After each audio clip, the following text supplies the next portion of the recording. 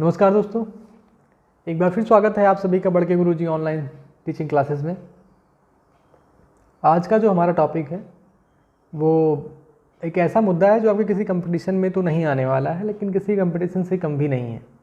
हालांकि हम प्रयास में रहते हैं कुछ ऐसे टॉपिक्स लेके आए जाएँ जो आपके किसी कंपटीशन में आपको नौकरी दिलवाने में काम आए, लेकिन साथ साथ हम ये भी प्रयास करते हैं कि समाज में कुछ चीज़ें ऐसी हैं जो हमारे और आपके बीच पनप तो रही हैं और जिनका खामियाजा भी हमें और आपको भुगतना पड़ता है। तो उन मुद्दों को भी हमें डिस्कस करना चाहिए, क्योंकि अल्टीमेटली एक बेहतर भविष्य के लिए, बेहतर जीवन के लिए ही हम, चाहे नौकरी हो चाहे कोई भी चीज़ें हों, आप जीवन में कितना भी संघर्ष करते हैं इसी उम्मीद से करते हैं कि आपका भविष्य अच्छा होगा, आपका परिवार खुशहाल रहेगा, आपकी चीज़ें अच्छी होंगी। पर क्या हो जब कुछ चीज़ें आपके बीच ऐसी निकल जाएं जिन पर आपका भी कंट्रोल ना हो एक समय तक, तो उन्हीं मुद्दों पर हम चर्चा करते हैं। हालांकि मोबाइल एडिक्शन ऐसा नहीं है कि केवल एक वर्ग विशेष की ही चिंता है। अगर आप देखिए तो बड़ों में भी या युवा वर्ग में भी ये समस्याएं देखने को मिल जाती हैं, पर शायद उन मुद्दों को मैंने अभी अपने टॉपिक से अलग रखा है। मैंने बच्चों का टॉपिक लिया हुआ है और इसका टॉपिक मैंने इसलिए लिया हुआ क्योंकि ये एक जीवंत मुद्दा है और देखने की ज़रूरत क्यों है आपको, क्योंकि अगर आप गार्जियन की भूमिका में हैं, एक पेरेंट्स की भूमिका में हैं, तो आपके लिए कहीं ना कहीं ये ज़्यादा उपयोगी साबित होता है। अधिकतर मैंने देखा है जब मैं न्यूज़ पढ़ता हूँ या देखता हूँ तो मुझे ये लगता है कि नहीं, कुछ ना कुछ चीज़ें ऐसी हैं जो समाज में जिसकी जागरूकता नहीं है या लोग उसके बारे में जागरूक नहीं हैं, तो उसका आकलन मैं खुद से करता हूँ। लेकिन मौका अभी मिला मुझे आपसे इस टेक्नोलॉजी के माध्यम से, यूट्यूब के माध्यम से, कि भाई मैं आपसे भी जुड़ सकूं और इनको डिस्कस कर सकूं। तो मेरी क्या राय बनती है, क्या लोगों की और राय है, क्या मनोवैज्ञानिकों की राय है, इस पर मैं आपके साथ डिस्कस करूंगा।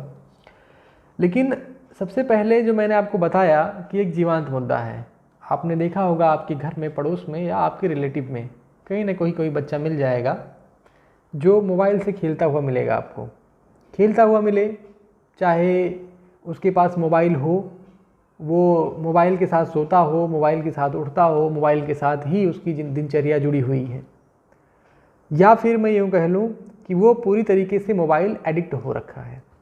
हालांकि इसमें गार्जियन को भी ज़्यादा समस्या नहीं है, गार्जियन से मेरा मतलब है पेरेंट्स को ज़्यादा समस्याएं नहीं हैं। उसका कारण है कि अधिकतर जो माता पिता हैं अब वर्किंग हैं। आप देखिए तो किसी न किसी पेशे से जुड़े हुए हैं और जब वो थक हार के आते हैं तो उनको लगता है कि अब बच्चे से पीछा छुड़ाने का सबसे अच्छा तरीका यही है कि उसे मोबाइल पकड़ा दिया जाए। यहाँ मैं सारे गार्जियन की बात नहीं कर रहा हूँ, उनसे मेरी जो चीज़ें हैं उनसे वो गार्जियन तो अलग हैं जो थोड़ा सा इस चीज़ से जागरूक हैं, क्योंकि बहुत सारे ऐसे गार्जियन हैं जो आज भी अपने बच्चों के प्रति या मोबाइल के प्रति बहुत जागरूक हैं। पर एक बड़ा वर्ग ऐसा है, और उन्हीं पे मैं ये वीडियो जो है बना रहा हूँ, कि एक बड़ा वर्ग ऐसा है जिनको जानकारी ही नहीं है कि उसके कितने बड़े दुष्परिणाम हो सकते हैं। अपनी वीडियो में आगे बढ़ूँ इससे पहले जो 2 खबरें मैंने आपके लिए निकाली हुई हैं उन पे चर्चा कर लेते हैं। तो पहली खबर मैंने मई 2019 से निकाली है, ठीक है, पुरानी खबर है। मध्य प्रदेश के नीमच की एक खबर है। वहाँ पर एक परिवार में एक लड़का, 16 साल का लड़का है, जो कि कहा जाए तो गेम एडिक्ट है। गेम का नाम है पबजी, जो कि सरकार ने बाद में बैन भी कर दिया है इस पर। हालांकि कुछ माध्यमों के तहत अभी भी इसमें एक्सेस कर पाते हैं, लोग खेलते हैं। उसके कुछ लाइट वर्जन या मैं कहूँ उसी से मिलते जुलते वर्जन फ्री फायर को भी बच्चे खेल रहे हैं, पसंद करते हैं। तो 16 साल का फुरकान कुरैशी, आप यहाँ ये चीज़ ध्यान देते जाइएगा कि बच्चे की जो उम्र है वो मात्र 16 साल है। वो पबजी में इतना एडिक्ट था कि उस दिन 6 घंटे से पबजी खेल रहा था। तकरीबन इससे पहले भी उसने 7 घंटे पबजी, बता रहे हैं, रात को 2 बजे तक खेली थी।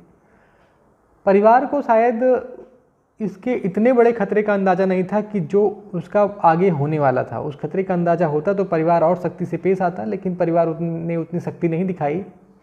होता क्या है, अगले दिन जब 6 घंटे तक वो पबजी खेलता है और पबजी में उसका जो करैक्टर होता है, उसमें कुछ करैक्टर होते हैं कि भाई आपको एक जंगल में छोड़ दिया जाता है, एक ऐसी लोकेशन पे छोड़ा जाता है जिसमें कई लड़के रहते हैं। उसमें आपका रोल एक कैरेक्टर प्ले करता है, एक टीम रहती है आपके पास में जो लड़ती है और जब आप फर्स्ट आ जाते हैं तो उसमें चिकन डिनर जैसी कुछ व्यवस्था भी है। हालांकि वो जस्ट एक मिथक है या मैं कह लूँ कि एक फिक्शन है, उसमें असली में आपको चिकन डिनर नहीं मिलता, मतलब आप फर्स्ट आ जाते हैं ऐसा कहा जाता है।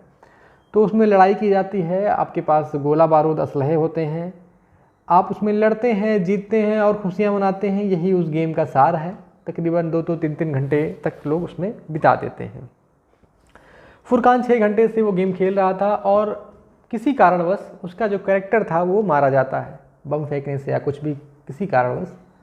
वो चिल्ला उठता है मैं मर गया, और वो जो है गिर पड़ता है, मोबाइल छोड़ करके ये बात कहता है, इसी तरीके कुछ बातें कहता है कि मैं मर गया, मार डाला गया, और गिर पड़ता है। ये सारी चीज़ें होती हैं उसकी बहन के सामने।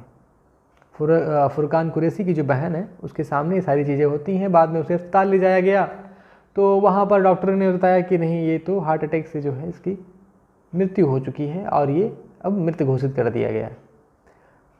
अब सबसे बड़ा सवाल आता है कि क्या पबजी गेम खेलने की दिक्कत है या मोबाइल की दिक्कत है।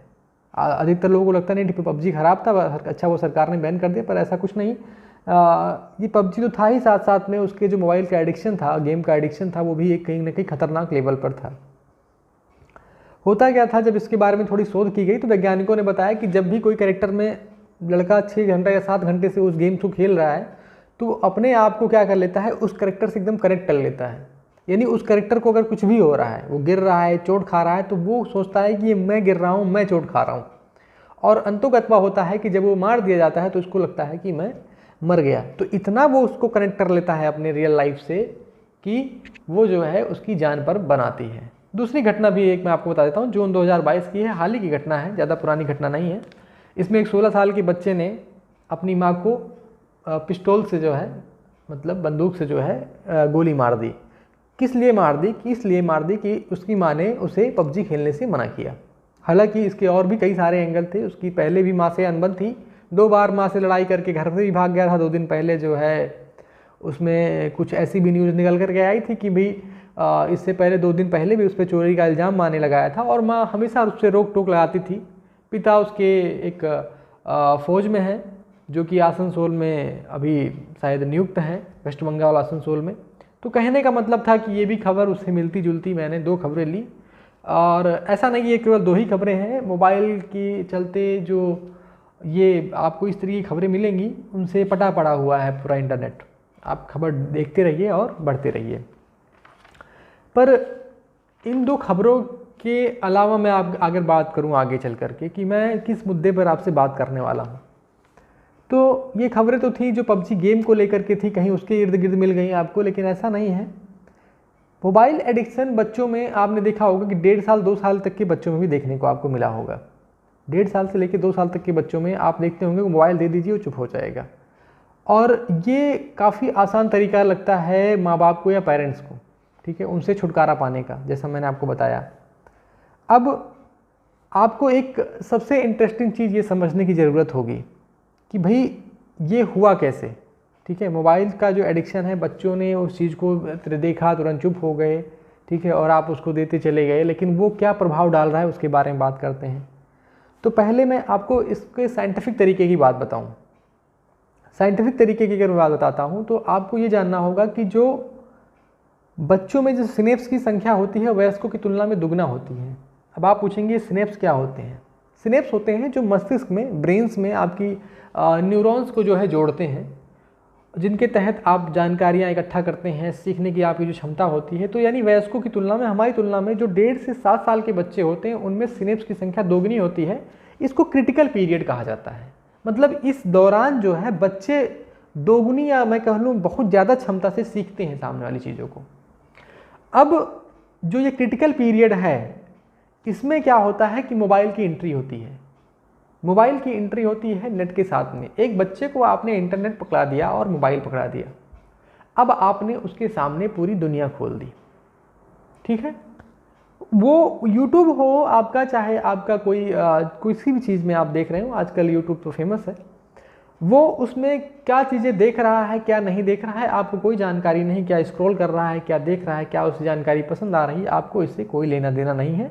आपने देखा नहीं, ठीक है, सो गया तो मोबाइल अपने खींच लिया और आप अपने काम में लग गए।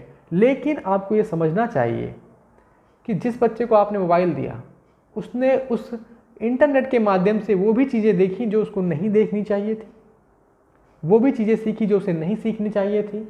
उसमें कुछ एडल्टरी कंटेंट्स भी होते हैं, कुछ ऐसे कंटेंट होते हैं जो आपको दारू शराब पीने को प्रोत्साहित भी करते हैं, कुछ हिंसक वायलेशन कंटेंट होते हैं जो एक दूसरे को मारने को प्रेरित करते हैं कि भी उसमें एक दूसरे को मारा जा रहा है और उसको पसंद कर रहे हैं बच्चे। उसमें देख रहे हैं कि बंदूकों से उसको मारा जा रहा है, वो वहाँ आतंकवादी चीज़ें जो एपिसोड बनते हैं, कुछ वेब सीरीज़ के पार्ट्स उसमें काट काट के डाले जा रहे हैं, वो भी बच्चा देखता है। अब जब बच्चे का दिमाग इतना सेंसिटिव है वो सारी चीज़ों को कवर करता है, ठीक है। तो जैसे मैंने आपको बताया कि शोध ने ये बताया कि उसका दिमाग कितना तेज होता है। अब वो कहीं ना कहीं उसके दिमाग पर गलत प्रभाव डालना शुरू करते हैं। देखा होगा आपने कि जो है सिगरेट को आजकल स्टेटस सिंबल माना जाता है कि भी अगर आपने सिगरेट नहीं पी, दारू नहीं हाथ में रखी तो आप मतलब बड़े आदमी नहीं हैं। बड़ी सी गाड़ी ले ली हमने, ठीक है, एक बॉयफ्रेंड गर्लफ्रेंड जैसा अगर आपके पास वो चीज़ें नहीं हैं, या आपने देखा होगा कि बड़े लड़के जो हैं अपने हाथ की नस काट रहे हैं, उसमें छोटा भीम, क्रिश, ठीक है, ये सारी चीज़ें बच्चा जब देखता है तो उसे लगता है कि नहीं ये एक्चुअल कैरेक्टर्स हैं, ठीक है, ऐसा रियल लाइफ में होता होगा। उनको नहीं पता ये VFX है, छोटा भीम जैसा कोई कैरेक्टर मौजूद ही नहीं है, क्रिस जैसी कोई चीज़ मौजूद ही नहीं है। लोग वो बनना चाहते हैं, हैरी पॉटर बनना चाहते हैं, स्पाइडरमैन बनना चाहते हैं, ठीक है, वो बच्चे बनना चाहते हैं और वो क्या उसी दिशा में आगे बढ़ने लग जाते हैं। छोटा भीम जैसा, भाई कहीं से कूद जाएंगे हम तो छोटा भीम है, बहुत ताकत है हमारे में, वो ऐसे ऐसे करके मकड़ी का जाला फेंकेगा, कहीं लटक जाएगा कि भाई मैं स्पाइडरमैन हूँ। तो कहने का मतलब है कि ये कितना भयावह रूप धारण कर सकती हैं आपको अंदाज़ा भी नहीं है। हालांकि बीच में इससे पहले भी जब शक्तिमान प्रोग्राम आता था तो ये घटनाएं सामने आई थी कि बच्चे छतों पर चढ़ गए थे और उन्हें लगता था कि अब शक्तिमान बचाने आएगा। ऐसा खबरें में हमने जो है देखा है, ठीक है। तो कहने का मतलब था कि जो छोटे बच्चे हैं उन पे इनका कितना दुष्प्रभाव पड़ता है ये आप अंदाज़ा नहीं लगा सकते हैं, और उनके दिमाग में क्या चल रहा है ये आप नहीं देख सकते। आपको क्या फुर्सत लगी कि भाई आपने मोबाइल दिया, आपका टाइम पास हो गया, उसका भी टाइम पास हो गया और आप चल दिए। तो ये जो मुद्दा है ये काफ़ी ही क्रिटिकल मुद्दा बन जाता है। दिमाग उनका इतना तेज कैसे होता है, क्योंकि जो मैंने वैज्ञानिक शोध के बारे में, लोक मान्यताओं की बात कर रहा हूँ, आपने अभिमन्यु के बारे में सुना होगा। अभिमन्यु जो महाभारत के एक पात्र हैं और अर्जुन और सुभद्रा के पुत्र हैं। आपने सुना होगा कि अभिमन्यु ने जो है गर्भ के दौरान ही चक्रव्यूह तोड़ने की जो मतलब एक कला थी वो सीख ली थी। ये कैसे संभव हुआ?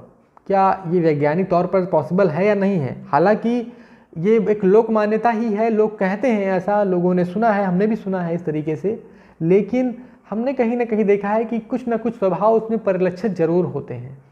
आप देखिए तो स्त्री के गर्भधारण करने के 7वें 8वें हफ्ते बाद में ही जो बच्चे का मस्तिष्क है उसका विकास, उसका बनना शुरू हो जाता है। उसके जब अंग बनते हैं तो उसमें मस्तिष्क जो है बनना 7वें 8वें हफ्ते से ही शुरू हो जाता है। तो कहीं ना कहीं बच्चे के अंदर भी वो स्वभाव परिलक्षित होता है। और उसमें ये भी मान्यता है कि अभिमन्यु बच जाते, क्योंकि सुभद्रा जो थी, क्योंकि अभिमन्यु को ही जो अर्जुन था, अर्जुन को ही पता था कि चक्रव्यूह कैसे तोड़ा जाता है। तो ये चीज़ें वो बता रहे थे किसको? सुभद्रा को। सुभद्रा को तब बता रहे थे जब सुभद्रा जो है गर्भवती थी।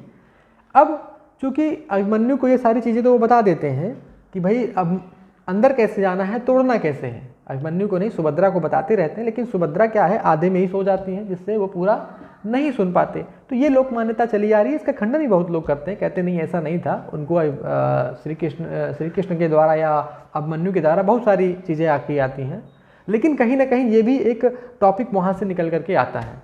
तो अब मैं बात इस पर करने वाला हूँ कि भाई ये समस्याएं आखिर शुरू कैसे हुई। अचानक से तो आई नहीं ना, बच्चे ने अचानक से मोबाइल खरीद के ले आया दुकान से कि भाई 1.5 साल का बच्चा गया और दुकान से मोबाइल खरीद के लेके आया और चलाने लगा। ये एक प्रॉब्लम थी किसकी? पेरेंट्स की, माता पिता के द्वारा ही शुरू किया। कहीं कहीं पर ये ग्रैंड्स पेरेंट्स का भी इसमें सहयोग मिल जाता है, ठीक है, बच्चे के दादा दादी के रूप में भी उसको सहयोग मिल जाता है कि नहीं ठीक है।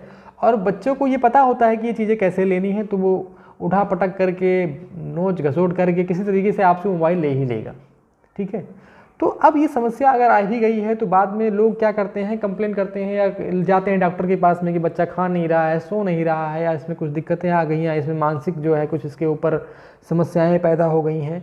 तो क्या कारण है ऐसा, क्यों होता है ऐसा, ठीक है। अब इसके बारे में थोड़ी सी चर्चा कर लेते हैं। इससे क्या समस्याएं उत्पन्न हो रही हैं, जो बच्चे मोबाइल ले देते हैं या मोबाइल आप दे रहे हैं तो उनसे क्या क्या समस्याएं उत्पन्न होती हैं। मैंने कुछ पॉइंट्स इस पर लिखे हुए थे जिस पे मैंने आपको बताने की कोशिश करूँगा। सबसे पहला पॉइंट था बिहेवियरल चेंज। आपने देखा होगा कि अगर बच्चे मोबाइल के आदी हैं और उनको मोबाइल आप नहीं दे रहे तो उनके व्यवहार में एक चेंज आ जाता है।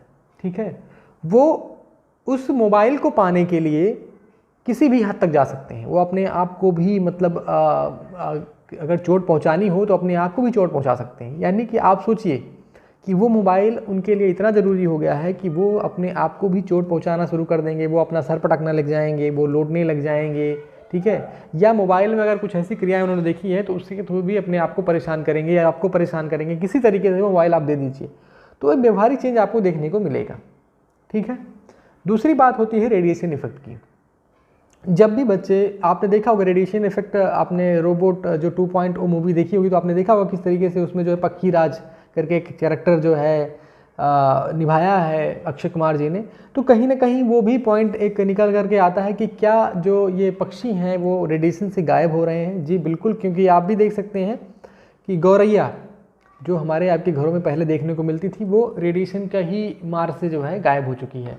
और मेरी एक पर्सनल हिदायत रहेगी कि जब भी आपका नेटवर्क स्लो हो उस समय खास करके आप भी ना मोबाइल यूज़ करें और ना अपने बच्चे को यूज़ करने के लिए दें, क्योंकि मोबाइल इतना रेडिएशन जनरेट करता है आसपास के नेटवर्क को कवर करने के लिए कि वो नुकसानदेह होती हैं।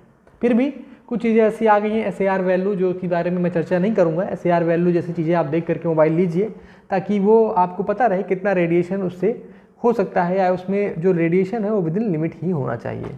ठीक है, अगले पॉइंट की बात कर रहा हूँ तो उनके जो स्वास्थ्य को खतरा होता है, ये मैं आपको बता रहा हूँ अमेरिकन मेडिकल एसोसिएशन की जो रिसर्च के हिसाब से कि उनके स्वास्थ्य पर एक सबसे बुरा प्रभाव पड़ता है।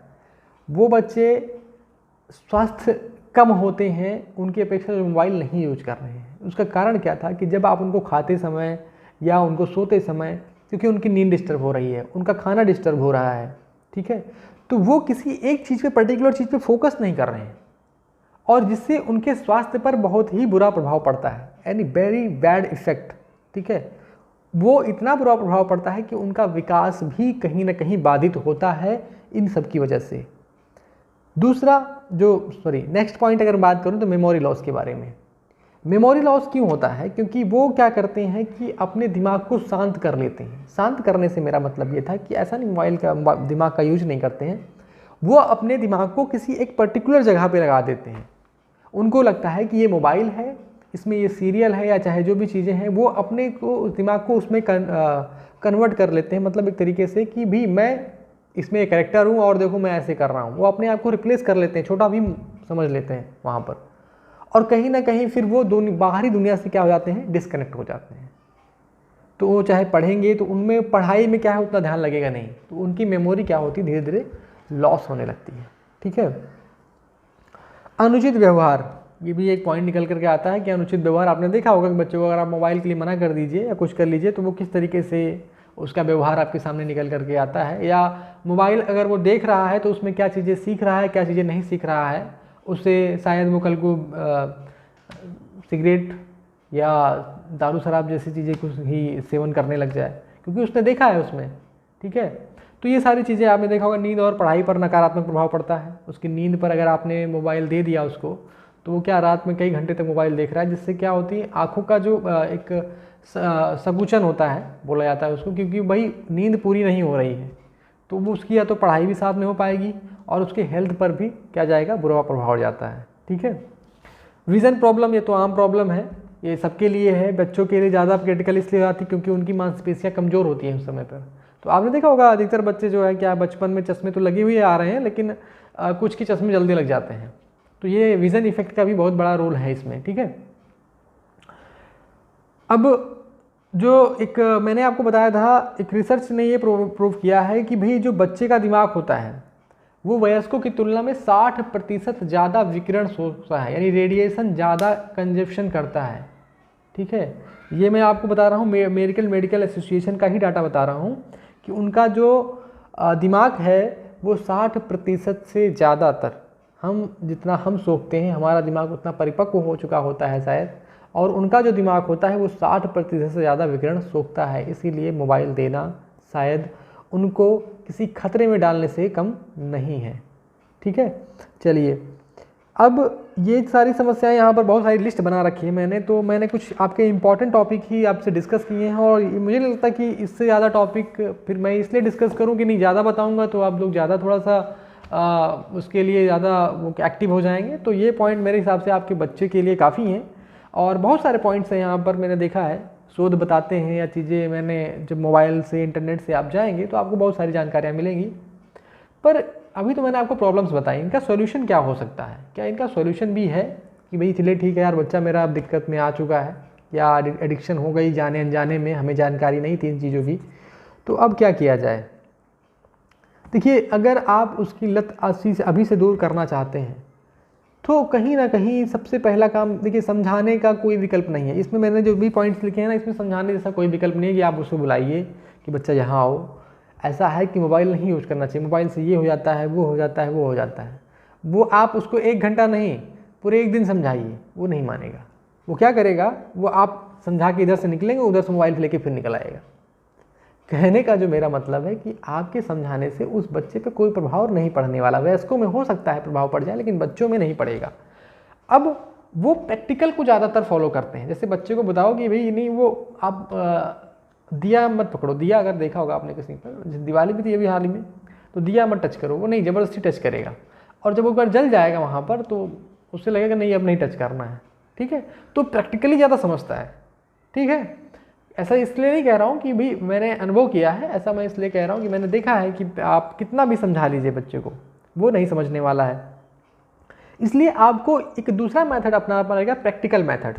जब भी आपके आसपास वो बच्चा हो, आपका बच्चा हो या जब भी परिवार में सदस्य हों, आप ये ध्यान रखिए कि टीवी या मोबाइल का प्रयोग कम से कम करिए। ठीक, जो लेडीज़ हैं घर में, चाहे वो सीरियल की शौकीन है, चाहे जो भी हो, तो आप जब बच्चा आपका निकल जाए तभी आप देखिए। आप सैटरडे संडे को छोड़ दीजिए, अगर 1 आध घंटे आपको देखने हैं तो 1 घंटे देखिए और टाइम से आप भी बंद कर दीजिए उन चीज़ों को, ताकि बच्चे के दिमाग में ये मैसेज जाए कि नहीं, यहाँ तो माँ बाप भी यूज नहीं कर रहे हैं और हम क्यों यूज करें। क्योंकि अब वो देखता है कि दिन भर आप कंप्यूटर पर, चाहे आप कंप्यूटर से रिलेटेड कोई काम कर रहे हैं या मोबाइल से रिलेटेड कोई काम कर रहे हैं, तो आप अगर दिन भर मोबाइल पे कंप्यूटर पे लगे हुए हैं तो वो भी क्या करेगा, अपने आप को उसी पर बिजी रखेगा। दूसरा जो सबसे बड़ा प्रॉब्लम निकल के आता है, अकेलापन। कहीं ना कहीं ये बहुत ही जो है क्रिटिकल पॉइंट बन जाता है कि अकेलापन जो बच्चे को इस तरफ मोड़ देता है, क्योंकि वहाँ उसको दिखता है कि एक दुनिया अलग ही दिखती है मोबाइल में। आप उसको समय नहीं देना चाहते हैं, घर में जो लेडी है वो भी किसी तरीके से काम में थका गई है, तो बच्चे को समय ना देना मोबाइल में ही ज़्यादातर उसको क्या करता है, मोबाइल की ओर बढ़ाता है। अब यहाँ पर आपको चाहिए कि अपने बच्चे के साथ थोड़ा सा समय ज़रूर व्यतीत करें। तीसरा, उसके साथ खेलने जाए या नहीं खेलने जा सकते हैं उसके साथ, तो उसे प्रेरित करें कि वो बाहर खेलने जाए। वो अंदर अगर वीडियो गेम खेल रहा है, अंदर अगर टीवी देख रहा है, तो कुछ ऐसी चीज़ें करें, उसे बॉल ला कर दें, बैट ला कर दें, साइकिल ला कर दें। ठीक है, कुछ अपने घर में जानवर हैं तो जानवरों के साथ, कुछ भी चीज़ों के साथ, लेकिन उसे मोबाइल से किसी तरीके से दूर रखें। क्योंकि अगर वो बाहर खेलने जाएगा तो पहली बात तो ये है कि वो उस बाहरी दुनिया से कनेक्ट हो पाएगा, उसे वो जानकारियाँ मिल पाएगी कि नहीं ऐसा क्यों होता है, वैसा क्यों होता है, ये क्यों होता है, तितलियाँ क्यों उड़ती हैं, रंग बिरंगी क्यों होती हैं। जो बहुत सारे ख्याल बच्चों के दिमाग में आते हैं और उनके दिमाग का एक विस्तार होता है, वो लोगों को जानेगा, देखेगा, समझेगा। और जब शाम को आएगा तो भाई थका जाएगा, खाना पीना खा कर अपना सो जाएगा, तब वो रात भर आपको मोबाइल नहीं बैठ के चलाएगा। ठीक है, तो ये भी आप कहीं ना कहीं अपने लिए देख सकते हैं। दूसरा है कि कभी भी बच्चे के पास मोबाइल ना छोड़ें। अगर आपने देखा कि नहीं बच्चे के पास मोबाइल रखा हो तो उठा लेगा, और ये आप हमेशा इंश्योर करिए कि जब आप मोबाइल अपना यूज़ करिए, अगर आप घर की गृहिणी हैं तो अपना मोबाइल ऐसी जगह रखिए जहाँ पर वो बच्चे की पहुँच से दूर हो। ऐसा नहीं हमने बात किया कहीं ऐसे रख दिया, और उसमें कोई अगर रखते भी हैं तो पासवर्ड प्रोटेक्ट करके रखिए, पासवर्ड उसमें पड़ा होना चाहिए। ठीक है, ताकि बच्चा एक्सेस ना कर सके। जब भी वो एक्सेस करना भी चाहे तो कम से कम आपके पास आए, आपकी जानकारी में हो कि हाँ हमारा बच्चा मोबाइल चला रहा है। ठीक है, अगला पॉइंट की बात करूं तो अब ये एक सबसे बड़ा पॉइंट निकल के आता है कि क्या बच्चे को एकदम से आइसोलेट कर दिया जाए मोबाइल से, या कंप्यूटर से या मोबाइल से एकदम आइसोलेट कर दिया जाए। देखिए, ये पॉसिबल नहीं है। पहली चीज़ तो मैं आपको बता दूं, जो लोग ये कहते हैं कि नहीं एकदम से उनको दूर कर दो, क्योंकि आप एकदम से दूर नहीं कर सकते हैं। उसका कारण मैं बताता हूँ आपको। ये एक टेक्नोलॉजी है, इसका जब आप लिमिटेड प्रयोग करते हैं, एक बंधे हुए रूप में मैं कह लूँ, जब आप इसका एक बंधे हुए रूप में प्रयोग करते हैं तब ये आपको बहुत सारे अपॉर्चुनिटीज़ भी देती है, बहुत सारी चीज़ें ऐसी देती है जिनके बारे में आप अधिक संभावनाएं तलाश सकते हैं उनके करियर को लेकर के। क्योंकि भाई आप टेक्नोलॉजी से अगर बच्चे को मोबाइल या कंप्यूटर से दूर कर देंगे और उनकी जो अच्छी चीज़ें हैं वो नहीं जान पाएगा, उस टेक्नोलॉजी को अगर वो जानता ही नहीं है तो कल के ना वो सॉफ्टवेयर इंजीनियर बन सकता है अच्छा, ना वो किसी के साथ अगले अपने किसी क्लास में बच्चे के साथ कॉपअप भी कर सकता है। तो कहीं ना कहीं टेक्नोलॉजी से आप उनको अलग नहीं कर सकते कि नहीं मैं एकदम से इनको बंद ही कर दूं। आप उनका एक शेड्यूल ऐसा बना कर रखिए कि भाई आपको भाई सुबह शाम कुछ ऐसे कंटेंट आप अपने हिसाब से सेलेक्ट करके रखिए, उस पर दिखाया जाता है कि भाई कुछ ऐसे कंटेंट जो बच्चों के हिसाब से हों वो उनको दिखाइए, उसके लिए प्रोत्साहित करिए और उनका एक टाइट शेड्यूल बनाइए कि नहीं 1 घंटे यहाँ मिलेगा, 1 घंटे यहाँ मिलेगा, 1 घंटे यहाँ मिलेगा, सुबह दोपहर शाम मतलब 1-1 घंटे या आधा घंटे आपको मिलेंगे, उससे ज़्यादा नहीं। और आप इस चीज़ के बहुत ही पर्टिकुलर रहिए कि नहीं 1 घंटे से ज़्यादा तो देना ही नहीं है, ठीक है। तो आप ये देखेंगे कि बच्चे को भी ये आदत पड़ जाएगी कि नहीं मुझे अब इसके बाद इसको रख देना है, इसको यूज़ नहीं करना है। कुछ दिन तक तो आपको छीनना पड़ेगा, लेकिन उसके बाद बच्चा आराम से उसको रख के अपना काम पूरा करे, क्योंकि उसको पता है कि अभी इसमें टाइम होने वाला है और मेरा मोबाइल मुझे मिल जाएगा। जब बच्चा ना मोबाइल यूज़ करे उसको प्रोत्साहित करिए। जैसे मोबाइल आज घंटे मोबाइल नहीं देखा बच्चे ने, आप चॉकलेट लाते हैं, टॉफ़ी लाते हैं, कोई ऐसा सामान लाते हैं, कोई खिलौने लाते हैं, तो जब लाइए जब बच्चा मोबाइल दिन भर ना यूज़ किया हो, तो आप ये नहीं आज मोबाइल यूज़ नहीं किया आपने, लो हमारी तरफ से चॉकलेट लो, तो उसको ये लगे कि नहीं मोबाइल यूज़ करना बहुत अच्छी चीज़ नहीं है। या जो मोबाइल परिवार में कोई सदस्य भी अगर मोबाइल यूज़ कर रहा है तो आप उसके सामने उसको भी डांटिए, बोलिए, भले आप उससे दुश्मनी नहीं लेना चाह रहे हैं, लेकिन फिर भी कहीं ना कहीं उसको उसके सामने ये तरीके से रहे कि नहीं अगर मैं ये काम करता हूँ तो मुझे बोला जाएगा, और अगर ये काम कर रहे हैं तो इनको भी बोला जाएगा। तो ये चीज़ें भी अपने दिमाग में आप रख के चलिए। तीसरी बात ये आती है कि अगर आपने शेड्यूल बना भी दिया तो कुछ ऐसे सॉफ्टवेयर हैं, कुछ जैसे आपने देखा होगा कि यूट्यूब पे अब आता है यूट्यूब किड्स करके आता है, कि यूट्यूब को पूरा ना उनके सामने रखिए, यूट्यूब किड्स आप दे दीजिए उनको। आप उनके कुछ सॉफ्टवेयर हैं, जैसे आपने देखा वेब सीरीज़ हैं, वेब सीरीज़ में आप देखते हैं कई तरह के गाली गलौज या कुछ ऐसे कंटेंट भी डाल दिए जाते हैं जो कि बच्चों की दृष्टि से देखा जाए तो बहुत ज़्यादा सही नहीं है, कि उनके दिमाग पर एक नकारात्मक प्रभाव डालते हैं। तो उन चीज़ों को भी आप ये ध्यान रखिए कि आपकी मोबाइल में अगर हैं तो वो प्रोटेक्टेड रहें। दूसरी चीज़ ये है कि जैसे आप ये पैनी नज़र रखिए कि आपका बच्चा देख क्या रहा है, आखिर भाई बच्चा आपका कैसे कंटेंट देख रहा है, घरेलू चीज़ें देख रहा है या उस पर कोई मार धाड़ चीज़ें देख रहा है या उस पर कोई मूवी देख रहा है, मूवी कैसी मूवी है, छोटा भीम देख रहा है, कृष्ण देख रहा है, क्या देख रहा है, ये जानकारी आपको रखनी पड़ेगी। जिससे क्या होता है कि आपको ये पता चल जाता है कि वो किस मानसिकता की तरफ आगे बढ़ रहा है। अगर मान लीजिए वो घरेलू चीज़ देख रहा है, कोई कार्टून देख रहा है, तब तो कोई बात नहीं, लेकिन अगर कोई वायलेंट चीज़ें देख रहा है, उसको मार धाड़ या उसको जो है सिगरेट या शराब, इन चीज़ों के प्रति वो ज़्यादा उस पर देख रहा है, तो उसको उस वहाँ से स्विच कर दीजिए तुरंत। यानी इसीलिए मैं कह रहा था कि कुछ ऐसे सॉफ्टवेयर रखिए जिसमें बच्चे एक्सेस ही ना कर पाएँ, क्योंकि जब तक उनका दिमाग पूरी तरीके से परिपक्व ना हो तब तक वो जानकारियाँ उनके लिए किसी खतरे की घंटी से कम नहीं है, क्योंकि उनके दिमाग में ये सारे चीज़ें उबाल करती रहती हैं, दिमाग में बहुत सारे सवाल चलते रहते हैं। आपको तो नहीं पता है, लेकिन उनके दिमाग में इतने सवाल चलते रहते हैं जिनको वो अपने दिमाग में ही एनालाइज करते हैं, और उनको लगता है कि नहीं घर पे नहीं बताना है, चीज़ों को अपने हिसाब से एंगल से हैंडल कर लेना है। और बहुत सारी घटनाएं आप देखते भी होते हैं, आ ही रही हैं, ठीक है। तो कहीं ना कहीं ये चीज़ें, जैसे उस बच्चे ने अपने माँ को ही गोली मार दी, या अभी आपने देखा होगा कई सारी ऐसी घटनाएं भी निकल कर सामने आ रही हैं। तो कहने का मतलब क्या था कि क्या उनके दिमाग में ऐसी चीज़ें गई और कहाँ तक वो सोच सकते थे। आपने देखा छोटे बच्चे अपने हाथ की नसें काट लेते हैं, तो क्या ऐसा कारण रहता है कि जब बच्चों के दिमाग में ये चीज़ें आती हैं, कहीं ना कहीं से तो वो देखते होंगे ना, कहीं ना कहीं से तो जानते होंगे कि मुझे ये चीज़ें करनी है या नहीं करनी है। तो ये सारे पॉइंट्स हैं।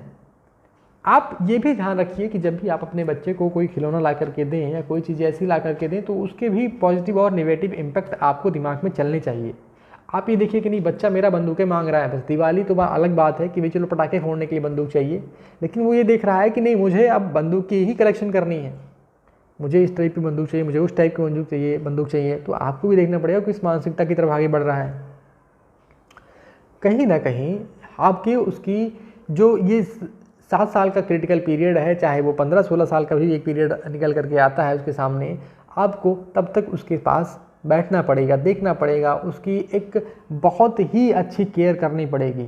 क्योंकि आज के समय में बनने के ऑप्शंस बहुत कम हैं, लेकिन बिगड़ने के ऑप्शंस बहुत ज़्यादा हैं। आप मोबाइल से उसे दूर नहीं कर सकते, ना कंप्यूटर से उसे दूर कर सकते हैं, ये एक टेक्नोलॉजी है।